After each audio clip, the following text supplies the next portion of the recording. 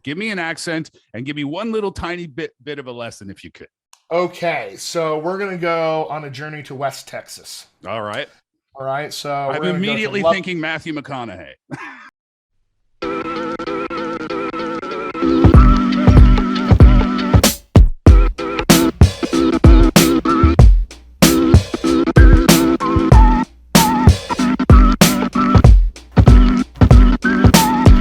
Welcome back to another edition of Storytime. I'm your host, Steve Hatherly. I thank you very much for coming back for a new episode of the program. And today, I don't think I've been more excited than this, as a matter of fact. So excited to welcome my guest for today's edition of the show.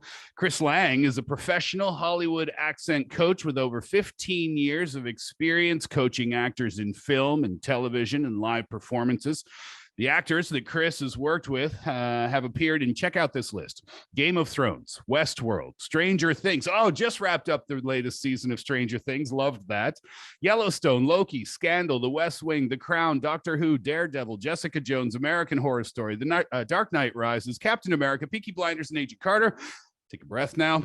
He's also a proud graduate of Harvard University's Art Institute. He's trained at the Moscow Art Theatre School, the University of London, and the Royal Central School of Speech and Drama. He's taught at Harvard, University of Wyoming, the Art Institute, the Andrew Wood Acting School, the Acting Matrix Conservatory, and many more. He's currently an instructor at the Hollywood Winners Circle Academy. He's the accent coach there. He's now actually just wrapped up a session with a client to join us. And he, as I said, is my guest for Storytime today. I welcome you, Mr. Chris Lange. Thanks so much for being here. It is my pleasure to be here. Thanks for having me. You know, I've been working on my resume recently, and I was feeling pretty good about it until about 10 minutes ago when I read yours. No, no, no, no, no, no, no, no. It's it's all one. Don't worry about it. It's an impressive list. Well, let's get into it, and let's start because it's such a unique career, I think. You know, I've met so many different people working in the entertainment industry. I've met singers and actors and producers, and I've never met anyone who's worked in your particular field. So I'm really excited to learn all about this today. So tell us where this all began for you. You're from the United States, is that correct? That is correct. Yeah, yeah. Born and raised, and when people ask me, because usually when I tell people what I do for a living, they go, "Huh, oh, I didn't know that existed. Well, that's interesting. How Right. did you get into that?" Yeah. And usually my sort of glib answer is, well, kind of by accident, to be honest. I started out as an actor, and really that was my passion. So I was training and training, and went to college here in the States and got a BFA in acting. And then I was looking around, trying to work and, mostly working in theater at that point. As if I had to say, like, if I was going to work as an actor again, I'd almost certainly want to go back to the theater. That's my first love, live performance. I've Nothing heard that. quite like it. I've heard that from a lot of actors, actually, that being on stage in like a Broadway setting or even a smaller setting than Broadway is their true passion for acting. There's nothing like it. There's nothing like one take, start to finish, a live audience in front of you, feel the room. There's this cool human communication we get into, sharing with an audience. They're sending back energy to you. So it's intoxicating. I remember interviewing a couple of ladies who were in Rent, in the Broadway production of Rent, and I asked them, doesn't it get a little bit mundane doing the same show because you're doing the same script? There's no deviation really, over and over and over again all around the world. And they said, which I thought was the perfect answer, they said, yeah, but every time we do a show for people, of course, there are people who are seeing the show again, but most of the people are seeing it for the very first time. And that's where our energy comes from. I guess that's what you're referencing. Yeah, absolutely, 100%. That's the case. So like I was working as an actor, and I had a mentor at that time who was my voice teacher, and trained me in voice and speech and accents at that point. And when I was working with her, I was really into that work. It really helped me as an actor. I discovered that that was my way in for every character I was playing. How does this person walk? How does this person breathe? How does this person speak? In acting training, we refer to this as like outside in acting. We Hmm. start with the physical external stuff and discover how that helps generate and sustain the internal life you're building from the other side, inside out. Every actor works both ways ultimately, but every actor kind of has their favorite. And I'm an outside in actor through and through. And so I was really taking to the work that she was teaching me. And as I was training with her more and more, I got to the point where I was actually teaching with her. I started sort of learning how to teach from her and began to, just kind of be her teaching assistant. And she came to me one day and says, Chris, you really have kind of a facility for this. Maybe you really ought to look into, further training in this way. And so I was like, okay, sure, fair enough. I was still, hell bent on being an actor for sure. And so some friends and I were all in a period where we were like, we want to maybe level up our training and see about, what's the next 10, 15 years look like. And we all kind of had this idea, well, maybe we like teaching acting. This is a really kind of a thing that we all were kind of into. So we all decided we wanted to go to grad school, and we went to the big grad school auditions here in the States, the URTA auditions, which is University Resident Theater Association, essentially a grad school with a professional theater attached to it. And we went to the audition in Chicago, and you have the one hotel with all the URTA member schools, and then the hotel next door is all the non-URTA schools that still want to audition actors. So that's like NYU, Yale, Harvard, Okay. Rutgers, places like that. And so we audition for everything, and we go next door and we audition for everything there.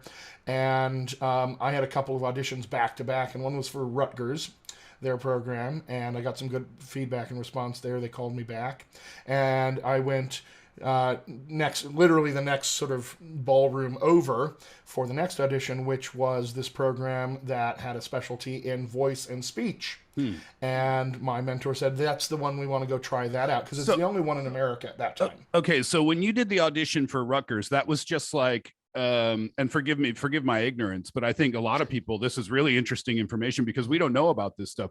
At that time, you were just kind of reading a script from a movie scene or something for that Yes, particular. so for all these auditions, they have you prepare a couple of contrasting monologues. Typically, one of them is classical, so you have a Shakespeare, and then you have something else, and one of them, again, a comedy, one's drama, just contrasting stuff, so that they can kind of see your breadth of work, and you do those things. Maybe they give you some notes, have you do them again, see how you work, see how you respond to notes, And and then, so you kind of do those same pieces for everything, and you okay. bring with you, some. I think I had 10 other monologues in my back pocket just in case they wanted to see something else. And in fact, one audition I got called back for, can't remember the school anymore, but the guy had me do all 10 monologues. And when I was getting to the end of them, I was like, crap, I don't have anything else. What if he asks for something else? And I Right. got done, and he goes, do you have a song? And I went, yes, I have a song I could sing. And that was like the last thing on my list I wanted to do was sing. I'm not particularly an avid singer, but I was like, yes, I've got a song.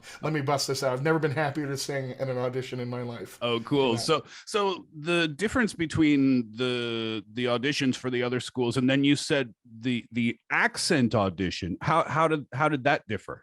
Yeah, so I walked in there, and they also had an acting program, which I was interested in. And so I went in and I auditioned as an actor, and then I sat down for like a conversation with the folks that were sort of doing the audit there in the audition, and one of them was the head of voice and speech there at the program, and said, "Oh, I see here that you are interested in the voice and speech thing." And so she and I had a conversation, probably 10-minute conversation about all sorts of stuff.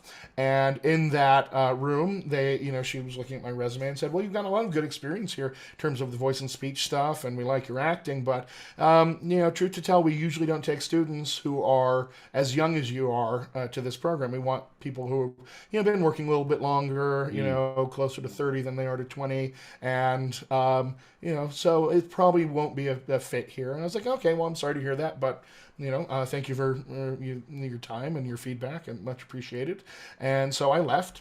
And meanwhile, Rutgers had gotten back to me, and they said, "We really like you. We'd love to have you come out to the school and visit." And so I did that. And this is over a course of the next 3 or 4 weeks.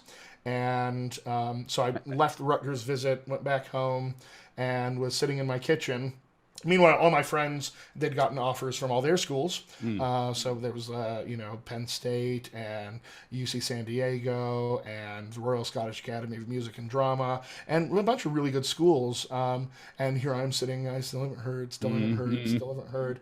And, I've been talking to Rutgers and we were waiting to hear back on some financial aid thing, teaching fellowships, things of that nature. And they said they were going to call me that day. And I was waiting in my kitchen for the phone call, and the phone rings, and I walk over the phone, and I pick it up and look at the caller ID. This was back when I didn't, cell phones weren't as ubiquitous Sure. as they are now. And Right. so I had the caller ID on the phone, and I look, and the caller ID says Massachusetts, and I'm like, Massachusetts? I know a Do I know school in in I know a Massachusetts? school in Massachusetts, and it's And probably so not yeah, so I MIT. answered, and and so on the other end of the phone it says, "Hi, this is so and so from Harvard ART, and we did tell you that we usually don't take students quite as young as you are, but we like your resume, we like the experience you have, so we'd love to offer you the voice and speech position this year." And I was like, okay, great. Can you give me a week to think about it, and I'll get back to What? you? Well, And hold on now. Why did you need a week to think about an offer from Harvard ART school? right, it sounds stupid, I know, and everybody else was telling me the exact same thing, but Right. I was still waiting back to hear from Rutgers, and I had not yet decided if I was going to focus solely on acting, if I was going Mm. to transition more into voice and speech. And so I took that week to talk to my mentor and my other acting teachers and my friends and my family and just kind of get some feedback. And, you know, I heard things like, well, if you really want to be an actor, do the acting thing. If you really want to be a voice and speech teacher, go in that direction. And then my mentor, who sent me this way anyway, she says, listen, you're going to be an actor no matter what, but you're going to get better Mm. training out of the voice and speech thing because not only will you get all the acting classes that the actors get, but you're going to get all this other training that they don't get. And so you're going to exit that thing far, far ahead of anybody else there. And turns out she was absolutely right. And so, a few days later, I called back and said, yeah, I'd love to accept the position. And, you know, 3 months later, I found myself in Cambridge, Massachusetts, attending Harvard. And the rest is history. So Yeah. that's where I got all the training. I started coaching in theater. I started teaching actors. I started learning how to do this thing, and of course, accents are a part of this. Mm. I'd say then I would primarily have called myself a voice and speech teacher, Mm. focusing primarily on breath and vocal production and things of that nature, because accents are like a subset of that. But once we started diving into the accent training, I was like, aha, here is a thing that is within this mix that I think I really dig. I think I really like this. This is kind of an exciting thing to me as a specialty, just because I feel like it was my way in as an actor. How does this character talk? What's their identity like, and how does this way of speaking, depending on where they're from, the life they've lived, how does that all influence all this? And it Mm. was a way for me, I think, to get more specific in terms of the character choices and living the lives of the characters that I wanted to play, and also then helping the actors I was teaching and coaching at that point do the same. It was a great way to sort of dive deeper, and I think that's where I first really fell in love with teaching and teaching accents specifically. I think you've mentioned or touched on a couple of really interesting points already when you talk about the fact that actors, outside in, inside out, they learn how, or it's on their mind, or it's part of the character, how they walk, how they breathe, how they talk. These are things that as a viewer of a television show or a movie, we don't even think about those things. You And don't, but you see them. You, right. So you experience them, right? yeah. They're almost subliminal, subconscious things that we ping off of when we see a film or a TV show or a piece of theater. Mm. And they're so deeply encoded into what it's just like to be a human being Mm. that we're not like superficially aware of them in our daily lives, Mm. but we are aware of them in other people. I was teaching a couple actors earlier today and was saying, this idea that in our accents are deeply embedded into our sense of self, our sense of identity. And because they're so deeply buried, right, we don't realize how much they connect us to, for instance, our sense of self, Mm. our sense of connection with our family and friends, our social groups, right? If somebody walks into a room with a different accent than yours and starts talking out loud, your brain immediately goes, "Wait a minute, that's different from me Mm, and from what I recognize." And hmm. so there's like a separation there that's just created by the fact that this person sounds differently than you do.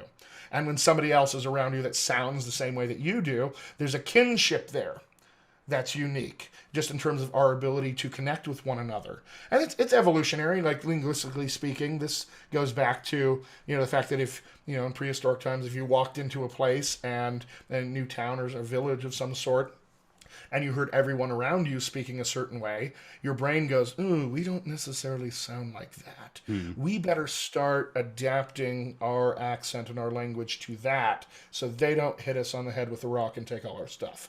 So it's essentially a moniker of like which tribe we're in, which group we belong to.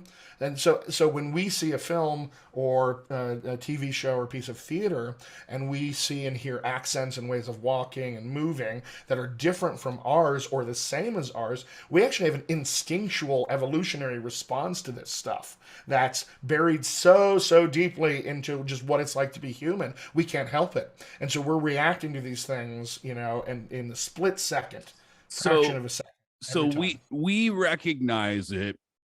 We only recognize it if it's off. Then so is that what you're trying to say? Like if Yeah, it's so both really, because we're more apt to recognize it actively if there's something different, hmm. but we also do recognize it when it's the same, because then we go, home, I'm home. I feel like that's me. I Hmm. recognize myself in that thing too. So it's both of those things, but the more obvious reaction is to notice, oh, that's different. Yeah. There's a difference there. There's something unusual, because our brain has to go through kind of a quick translation process when hearing another accent, because our brain has to match that up with what we know about the language we're speaking and Hmm. how that fits within the accent of the language that we're speaking, and sort of create these correlations between what we hear and what we understand. And our brains can do this very quickly. Our brains are very sophisticated linguistic computers, as it turns out. So when you're talking about accents, you could be talking about perhaps an American actor portraying a British character and having to Mm-hmm. learn the British accent, or you could be speaking about perhaps an American actor who is originally from, I don't know, the Midwest, but his character or her character is from Texas. You're talking about the whole gamut of things, correct? Yeah, everything. So, everyone on the planet has an accent. Mm. You cannot speak out loud without speaking in an accent any more than you could type without a font.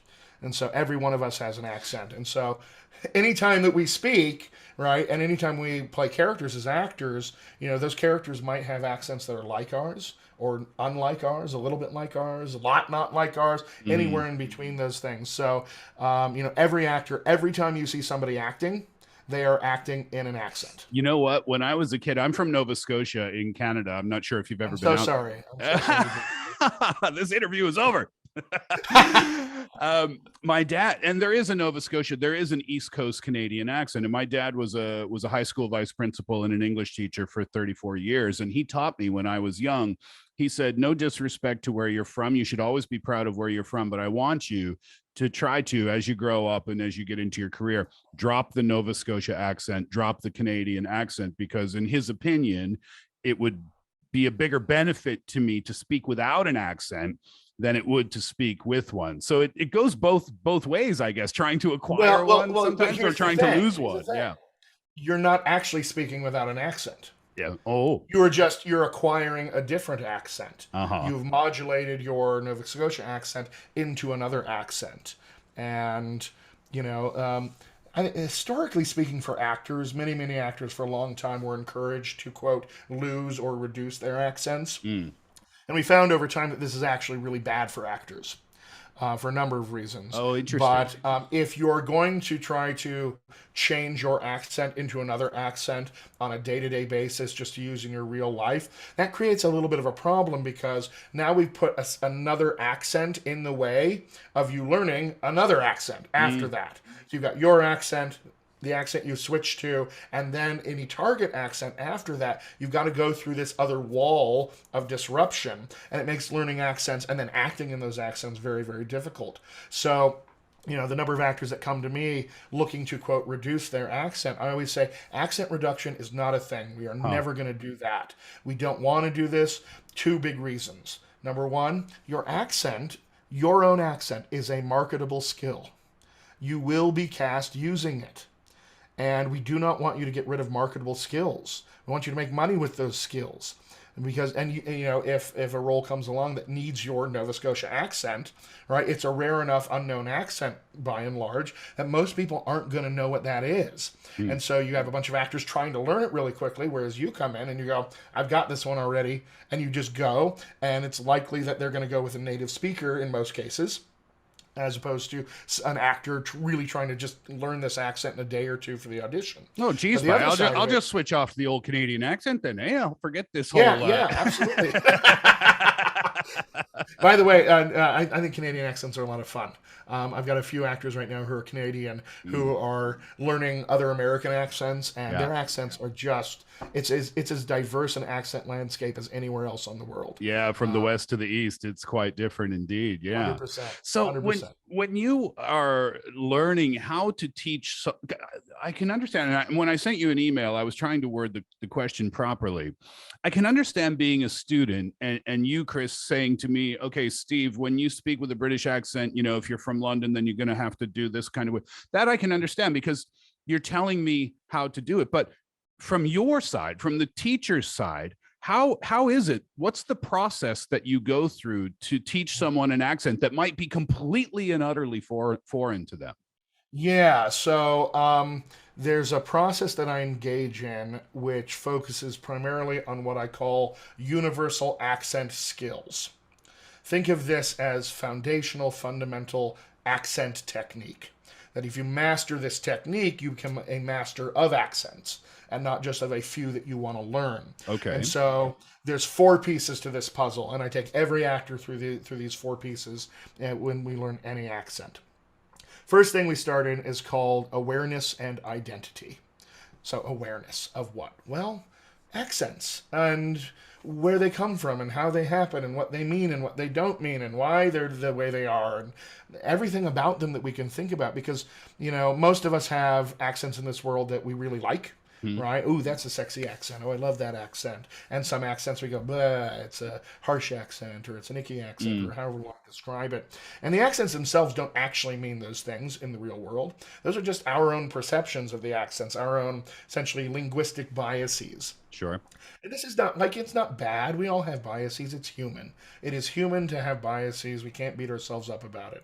But what we have to do is not take those biases too seriously, because if we start thinking that, for me as an American, if I hear a British received pronunciation accent and I immediately go and I think, well, that person's rich and fancy and well educated and probably a Disney villain.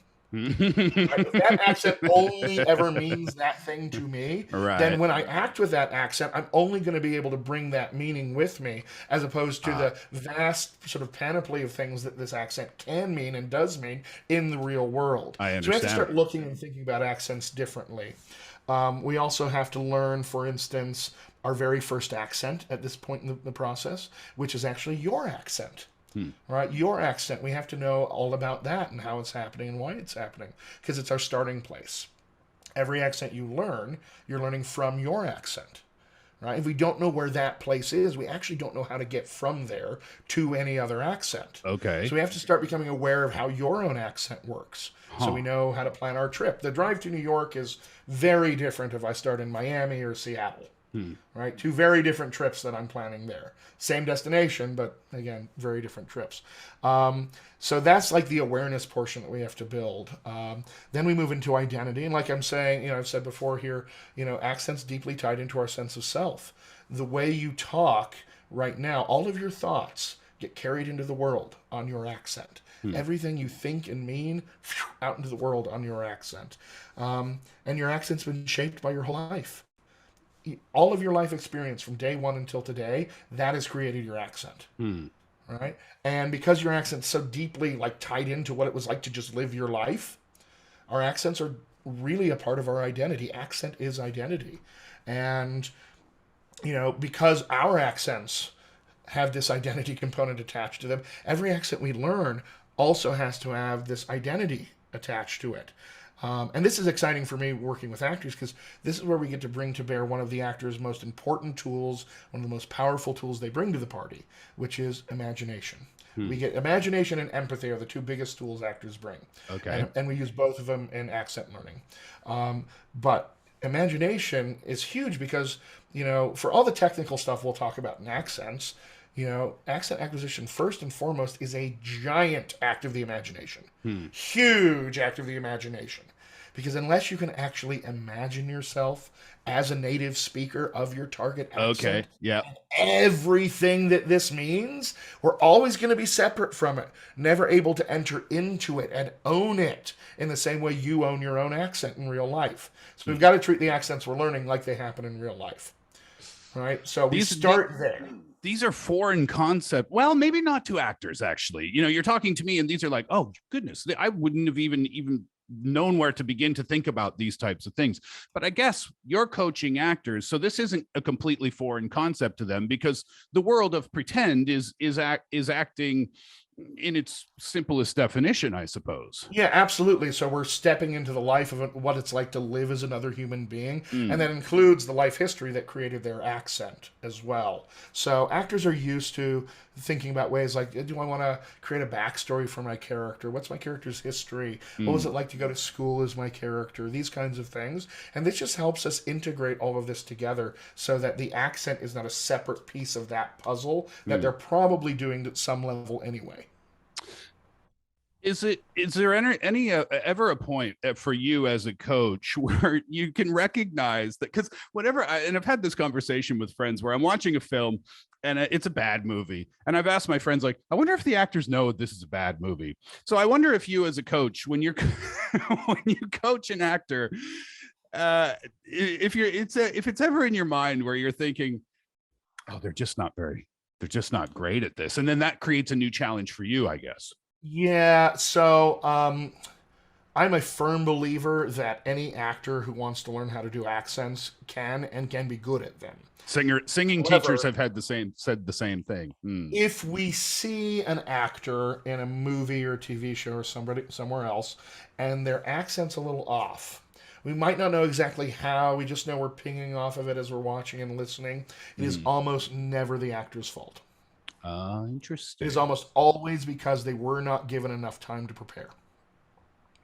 Almost always. The film that comes to mind for me, and I'm not asking you to comment on this, by the way, it's Blood Diamond with Leonardo DiCaprio. In the beginning of the film, I thought, oh, that's a South African accent. But by the end of the film, I felt completely comfortable with that accent. So you having said that now, I wonder if Leo, over the course of the filming of the movie, was practicing more and more and more and more with it. Yeah, I can't speak directly to that experience because I wasn't there and I don't know how that coaching process worked. But if there is an accent that's just a little wonky and just not quite locked in, it's almost guaranteed they just weren't given enough time to prepare.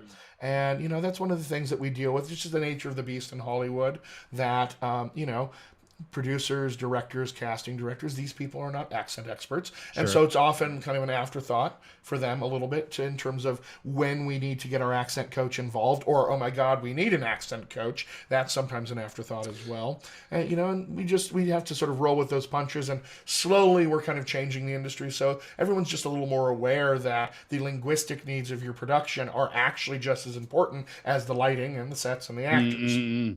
Let's talk, since you mentioned Hollywood and you mentioned changes in Hollywood, let's talk about the transatlantic. There's another name for it. I forget what it is. Mid-Atlantic. The Mid-Atlantic accent. And this was an accent that was used as, what was it, the 1920s, 30s, 40s? So 30s, 40s, 50s, and 60s, we primarily see this in use. And this was, and correct me if I'm wrong, because obviously you know more than I do, but this was an accent that was used in Hollywood to make actors seem like they didn't have any particular accent, where you couldn't tell whether it was somewhere in between a British accent and an American accent. And the reason Hollywood, and again, correct me if I'm wrong, the reason Hollywood wanted the actors to use this is so that there wasn't any, was it class distinction? So they wouldn't sound like they were an upper class character or a lower class character. They couldn't tell any, the audience wouldn't think anything different about their backgrounds. Am I way off there? Yeah, no, you're not off because it's actually all of that plus some extra stuff. Hmm. So the mid-Atlantic or transatlantic accent that we all recognize in actors like Cary Grant and Katharine Hepburn and Jimmy Stewart and a bunch of other actors of that time period was essentially invented in Hollywood by speech teachers there who were trying to give to actors in America what British actors had in England. And so British actors had received pronunciation, the accent that we hear most of the RSC actors speaking, things like that. So they have that accent, and for a long time had to have that accent to be considered an actor in England. Hmm. And so Americans were like, well, we need one of those for America. And so the speech teachers in Hollywood started creating this accent as sort of it's called mid Atlantic because it's like right in the middle of the Mm, Atlantic. It's mm, some American, some British. That's why we hear some non roticity or dropping of R's in the accent. That's why we hear a couple of interesting sound changes that we would expect to hear in British accents. And so this accent was created so that the American actors could have that same kind of ubiquitous actor accent that British actors had. It's interesting because received pronunciation in England is what we call a prestige accent. It's an accent that's associated with upper classes and, erudition or education, things of that nature. mm. Historically, the accent developed as a result of class divide and things of that nature. And so mid Atlantic accent also ended up kind of being that here in America, even if it was, designed to make all the actors sound like they were the same by and large. It became a prestige accent because, let's face it, Hollywood offers prestige. So Sure. famous actors have prestige in our culture and in our society. So we see this mid-Atlantic accent as kind of a badge of that for a lot of these Mm. actors. And this is actually one of those accents that was taught to actors for a long time to quote reduce their accent. They would leave their own native accent behind and learn this one to use on a daily basis. And it was used for a number of years up until like the 60s and 70s when people like Brando and Dustin Hoffman and other people started coming out. They were like, I don't talk like this in the real world. Mm. I don't know anybody else who does. And our job is to play real human beings. So maybe we ought to talk like real human beings for a change in our It's work. And so we started to edge out of it. But this also happened in England. I mean, Michael Caine was mm. one of the first actors who's like, I'm not losing my Cockney accent. I can act just fine in this accent and you all will love me. And, it worked out. It's hard to imagine Marlon Brando in The Godfather doing a transatlantic accent, right? It wouldn't It is make a little sense. difficult, right? A little difficult. Is there any particular accent that's more challenging for you to teach your students than perhaps others? Not really. I was talking about accent skills process a Hmm. little earlier. I only got through the first piece of that, but the relative ease or difficulty with any accent is going to be based off of the actor's facility with accent skills, accent Okay. technique, and process. Accents will always be as hard as they are, every single one of them, but my actors that I, train in accent skills, they get better at it. Right. So just like anything that we learn, if we're learning something difficult, right, at first we kind of suck at it. We're not that great at it. But then as we gain more facility with how the process works and the things we have to do, and we kind of internalize and own the technique, then suddenly, we have greater facility with accents. So, in terms of which accents are easier or harder, every actor is so different. Some Mm. actors are better with accents that are very different from their own right Hmm. off the bat. Some are better with accents very similar to their own right off the bat. Some kind of swing that pendulum back and forth. But really, it's a it boils down to how adept are you at accent skills? How adept are you at the actual technique of being able to adjust your vocal tract into a new position, make the muscles of your lips and your tongue and everything do different things for a new accent, and then do that consistently based on muscle memory. Well, let's get into that a little tiny bit, if you don't mind. You talked about, Sure. the initial stages are recognizing where you come from, where your accent comes from. But then when you get into the technical side or the practical application side of what I think you just mentioned a couple of things: your lips, your tongue, and how everything works. Tell us a little bit about the technical side of learning an accent. Yeah, so I call this mechanical dexterity and control. This is where, I teach my actors essentially how their vocal tract works. The jaw, the lips, the tongue, the soft palate, the uvula, the larynx, the vocal folds, all these are the pieces of our body that are responsible for creating speech. And we all have them, and they all work together in wonderfully awesome habitual ways, right? And those habits speak our own accents. But another accent's going to have different habits. So we have to start breaking these body parts apart from each other, uncoupling them so that the lips aren't responsive necessarily to what the tongue is doing, and the jaw, and so forth. And so, I teach you all the muscles that you have and how they work and what they do, and most importantly, what they feel like. This is crucial because you cannot listen to yourself do an accent and act at the same time. You can do one or the other. Okay. Cannot do both. Right? It's so one much or the other. It's so much more technical, I guess, than people realize then. Oh, 100%. Most of us are just used to mimicking, right? And mimicry, while a necessary and valuable skill for accent learning, is not sufficient. Because if we're mimicking, we are listening to ourselves and we are trying to remember that thing we kind of sort of heard that one time, and then listening to see if we match those things up. Not only can we not remember really what that thing kind of sort of sounded like that one time, but we also don't really know what we sound like because we're in the moment and we have no real idea because all the sound is bouncing around inside our head, Sure, where our eardrums are. So we don't even know what we sound like outside our head, never mind, to begin with. So there's no way to match those things up. But if we have a physical awareness, that you can know, because you can know what a muscle feels like when it moves. Okay. Physical stuff is knowable. It's all knowable. And because it's knowable, that makes it repeatable. And if it's repeatable, that's reliable. So we can sort of match up how the muscles are moving and what they feel like and our control over them to the sounds we are perceiving from ourselves and really get a firm sense of how the accent is being created simply based on what it feels like. Because you can feel an accent and act at the same time because these are just body parts moving around, your lips, your tongue, all body parts. You can feel them in the same way you can feel your hands and fingers moving around while you act. So essentially then, learning an accent is somehow similar to learning to play a musical instrument because it's simply no different. It's muscle memory. Yeah, it's no different than a musical instrument or learning to play a sport or learning to do martial arts. It's all fundamentally the same in terms of our physical control and then taking the impulse from inside us, in our case with acting, the human behavior impulses that we have, and then letting them out through this new physical pathway. It's such a fascinating topic now that I know more about it. All right.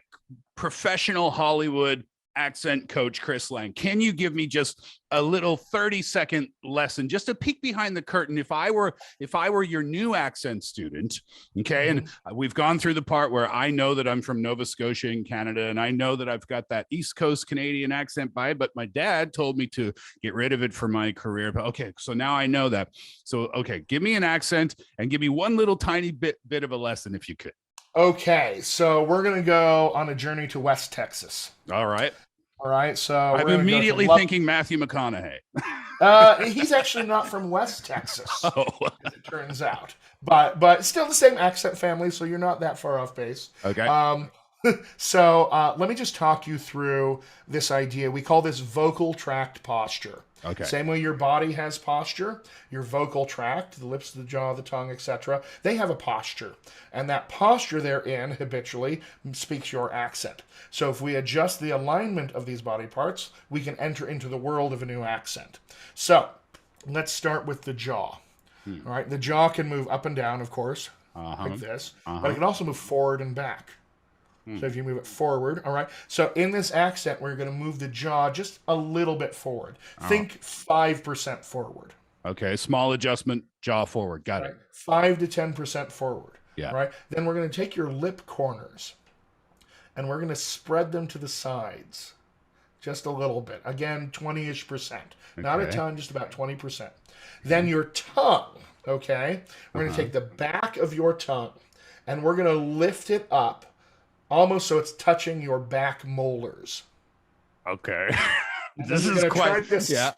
You try to spread it a little wider, make it like a little bit of a pancake. Okay. All right. So Jaw this is where we forward, start. jaw Mhm. forward, lips a little wider, back of the tongue pressing up in the back of your mouth, and then try and flatten it out a little bit. Yeah, yeah. So it's just going to spread a little bit, but it's up and spread. Okay. Right. And now the instant that I do this with my mouth, Yeah. right, and if I try to just talk Then with this, that Texas accent just kind of comes right. out a So little we bit. Mm. immediately what we've done, Steve, is we've entered into the soundscape of this accent because now my vocal tract is in a place where it can do these kind of sounds that are in this accent. All And so we right, all start right, all here. right. Yeah, all right, all right, all right. So we start here with vocal tract posture. And that's only the starting place because it's not going to do Wow. all the accent for us. It just gets us Sure. in the door.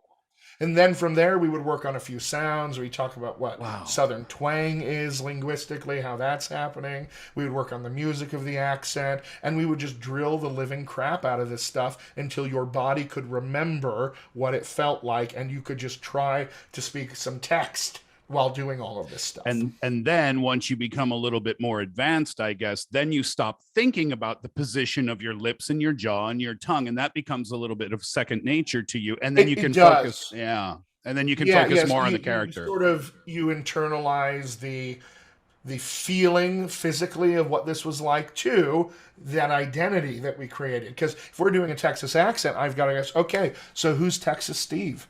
What Yeah. was that like to grow up in Texas, in West Texas? What was school like? What was family life like? Were you a sports fan? What was the food like? What was religious or political life like? What was, who were your friends? What was it, what were winters like? What were summers like? Just what's the experience of being a human Mm. being there? Because all of that experience creates this accent. So we'd have to integrate those two things together. We call this accent identity integration. It's the final phase of accent learning. So Mm. where we have to put the human being back inside this physical thing we've created and say, could you like be a human now? Could you need something? Could you be passionate? Could you act? Could you laugh and cry in the accent? Could you love and hate in the accent? Could you rail at the gods and mourn in the accent? Could you do all the human things an actor has to do in this new pathway of communication and let Wow. this thing show you its version of what you would do in your own accent? I'm almost feeling like it's a shame that audience members, when watching a Broadway performance or a theater performance or a TV show or a film, don't know this. That it's almost it's taken for granted. The audience members all only react that, oh, that accent was terrible or something like that, but they don't realize how It's actually better, Steve. It's better this way oh, really? because if they knew all of this in the detail that I know it for sure, like it would be hard for them necessarily to enjoy a lot of theater and film and television. For me as a coach, and I work with so many actors on so many different things, like when I watch a piece of theater or a piece of film or TV show, the only way I know that it's good is if I'm not sitting there coaching it while I'm watching it. If Okay, it's yeah. sucked me into Oh the no. story and I'm not actively coaching it and going, that's an interesting choice. Ooh, we should Oh, tighten that one up. And like that's the only way for myself I know that I'm seeing a really, really good piece of performance is your that I get sucked into it. your career has yeah, the suspension of disbelief, right? But your career has essentially ruined watching movies or TV shows or theater for you in a In a sense. lot of ways, it is. My family likes to Oh. joke when they'll say, "Oh, we're gonna go see a movie, Chris." Right? You're not allowed to say anything after it. you're Okay. you're And so we'll super go see picky, yeah. something, and they'll be like, "Oh, I liked it. That was fun. It was this." Chris, what did Yeah. you think? And I'll be like, "Do you guys really want to know?" Because Yeah. I'm like, "Okay, well, I thought it was great. And the story was fine, but I had a problem with this, and I wondered why they were using that take, and it was very like it was disjointed. The third act had some problems to me, and Yeah. like I can't turn it off. But again, that's my barometer for knowing like if there's something that really has sucked me in hardcore, and I'm like not paying attention to the other stuff. That's how I know that it's really, really quality What because I'm not trying to coach it. what would be an example of that for you? A film or a production you've watched where you thought, wow, this is just incredible. Oh, there's a bunch of them. The one that pops into my mind just because I was talking about it with an actor earlier is on HBO, The Mayor of Easttown Mm. with Kate Winslet. Her accent work on that is phenomenal, and the show's fantastic. It's great. Another show on HBO, We Own This City. That's a really good one. Stranger Things, I really got sucked into. It's great. Hmm. That's a fun one in terms of film. Not really accent work going on in there, but Nicolas Cage is in a film called Pig, Hmm. which is really, really good. Beautifully shot movie. It's such a surprising movie because it's not about what you think it's about at first, and I really really got into that one. I watched recently Everything Everywhere All at Once Okay. with Michelle Yeoh. Hmm. That's a really fantastic, very surprising, beautiful movie. Unlike anything I'd seen in a long, long time. Just a stunning piece of filmmaking. Uh, My boy, favorite was Nacho Libre with Jack Black, but for the total yeah. opposite reason that you're talking about. Well, again, a fun movie, but Yeah. I was watching an interview he gave probably 2 days ago, and he Hmm. mentioned Nacho Libre, and while he was really hesitant to enter into, a role where he was going to be playing a Mexican, he's like, I'm not Mexican. I don't think this maybe is for me. Hmm. And they had adapted the story of the character to say that his father was Swedish, his mother was Mexican, and so that's why he looks like a white guy in Mexico, like he does. And so it's an interesting little interplay there of ways to try to justify things, and I think it works. And it's a fun movie. Jack Black's always fun. He's funny. He Absolutely. does a good job. Well, I would ask you what you're working on these days, but I know that your NDIs don't allow you to elaborate on said projects. But I will Yeah. ask you this. Any plans for you personally to go back to the theater someday yourself and maybe dabble in acting once again? Or is that something that you've already been doing? Certainly, I definitely have plans. I'm always open to the opportunities showing up. I'd say 99% of my time is focused on coaching. So when an opportunity does appear, it has to work with everything else that I'm doing. But where I live in the States, I live in Colorado, just a little bit outside of Denver. The Colorado Shakespeare Festival is here.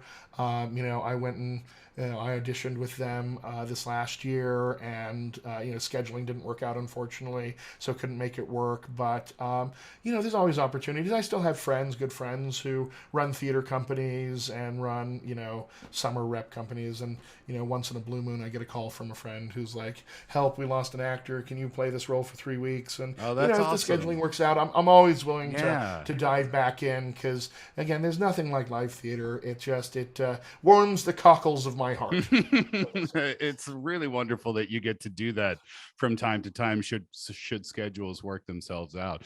Give us your website if you could. My website is www.dialectcoachchrislang.com.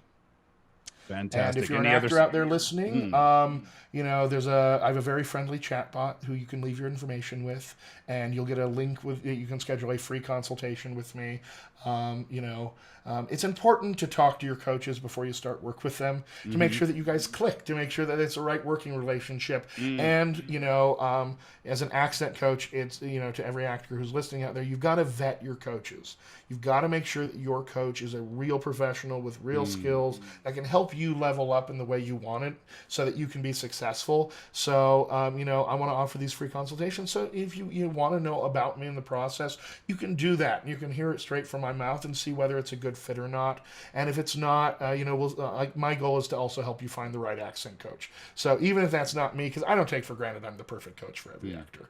So even if that's not me, I want to make sure that you have an opportunity to find the coach that's going to be on your team long term.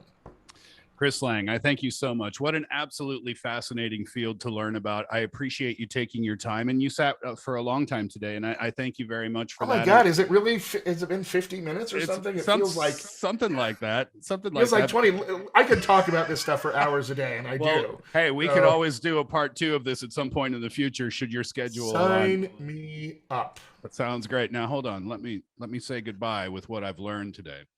Okay. Jaw out 5%, back of the tongue up, lips a little bit out, and then suddenly that Texas accent comes out a little bit more. Chris Lange, thank you so much, sir. A real treat to speak with you today. It's my pleasure, sir. It's my pleasure. Happy to be here. Take care, Chris. All right. Thanks, Steve. Well, that was so fun and so cool to learn about such a unique field of work from one of the best in the business, Chris Lange. I thank him once again. And I really do hope that we can do a part 2 and learn more about Chris's career. Maybe I can get another voice lesson or accent lesson from Chris as well. I hope you enjoyed that chat. Please don't forget, hit subscribe, hit like, share the video as well, and hit that notification bell too, and leave us a comment down below and let us know if you enjoyed the chat. See you for the next one.